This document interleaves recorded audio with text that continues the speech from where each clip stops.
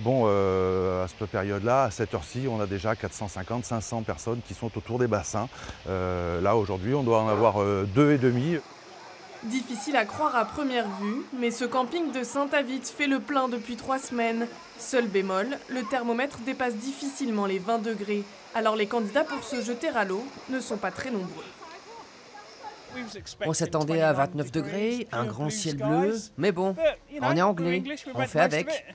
Une dizaine de téméraires autour de la piscine, alors forcément pour ceux qui surveillent la baignade, les journées sont un peu longues.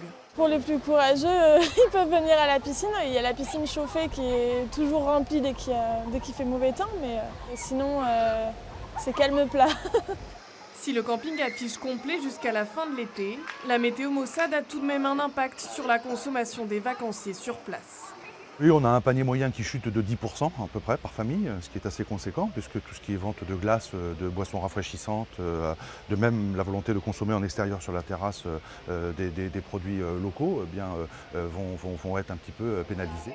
Même les cours de sport n'ont pas l'air de réchauffer les vacanciers. La plupart ont donc abandonné l'idée d'une activité en plein air.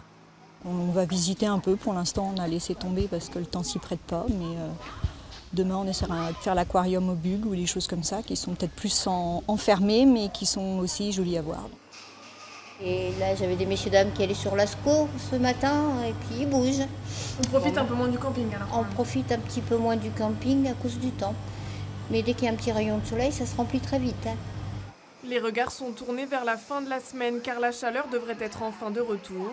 Pas sûr donc que les transats restent vides très longtemps.